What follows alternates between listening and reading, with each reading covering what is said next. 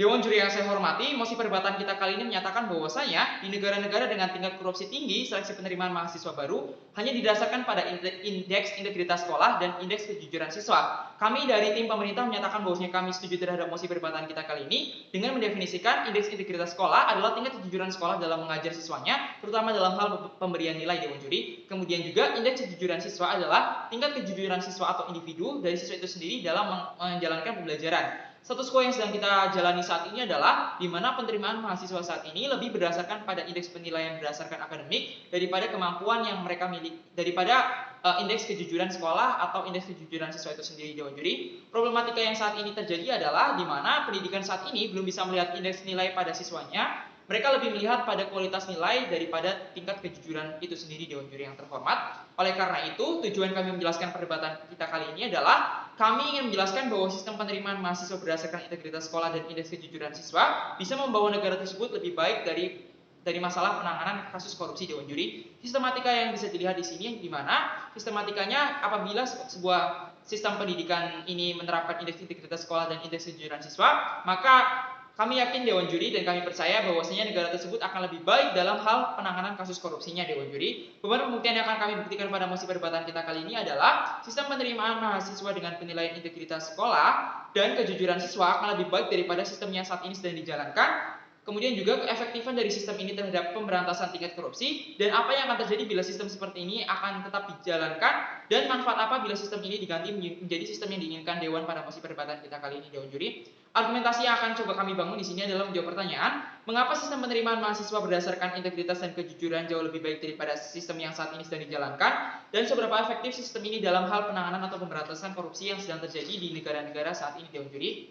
Kami masuk ke dalam argumentasi kami yang pertama. Yang pertama kita melihat bahwasanya karena pemerintah tidak melihat indeks kejujuran sekolah dan kejujuran siswa atau integritas sekolah itu, maka yang terjadi adalah sekolah dan siswa menjadi tidak irasional Dewan Juri. Kenapa sekolah dan siswa menjadi tidak irasional? Yang pertama karena adanya penuntutan atau pemenuhan dari kualitas sekolah itu sendiri untuk mencapai kuota siswanya untuk bisa masuk ke dalam perguruan tinggi negeri Dewan Juri yang terhormat. Misalnya, sebuah sekolah diwajibkan untuk meloloskan siswanya sesuai dengan apa yang ditargetkan oleh kepala sekolah. Dengan begitu, guru-guru yang mengajar di sekolah tersebut menjadi tidak irasional. Misalnya dengan mengkatrol nilai dari kelas 7 sampai kelas 12, pengkatrolan semacam ini tentu saja tidak berefek baik terhadap tingkat kejujuran di negara tersebut Dewan Juri. Sekolah-sekolah yang mengkatrol nilainya menyebabkan anak-anak menjadi merasa bahwa mereka tidak penting kejujuran dalam mengerjakan soal, yang penting mereka bisa mendapatkan nilai dan nanti guru akan menyelesaikan permasalahan mereka dan mereka sudah terjamin oleh guru mereka. Oleh karena itu, kejujuran dari siswa tidak akan muncul akibat indeks yang terlalu menekankan akademik daripada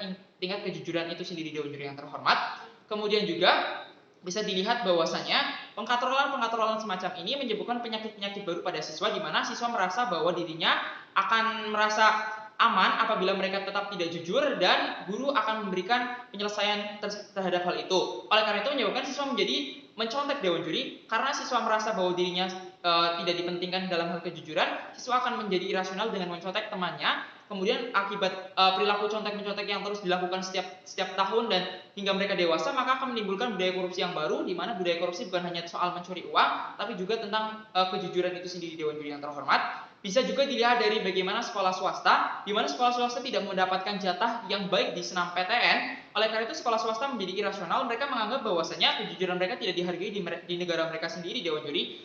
Oleh karena itu kebanyakan orang-orang atau anak-anak dari siswa di sekolah swasta lebih memilih sekolah di luar negeri akibat ketidak dihargainya kejujuran mereka karena sekolah mereka sudah berintegritas tapi mereka tidak bisa masuk sekolah lewat senam PTN Dewan Juri yang terhormat. Bisa dibandingkan dengan apa yang diterapkan di Amerika Serikat Dewan Juri, di mana setiap siswanya pasti akan naik kelas Dewan Juri karena mereka memandang dari integritas siswa dan integritas sekolah Dewan Juri. Namun bisa dilihat karena meritokrasinya berbeda, maka mungkin meskipun sama-sama jujur, ketika yang meritokrasinya itu lebih rendah, mereka tidak masuk ke sekolah-sekolah atau universitas yang grade-nya A. Jadi akademik masih bisa dipersaingkan Dewan Juri, namun kejujuran di sini tetap yang diutamakan.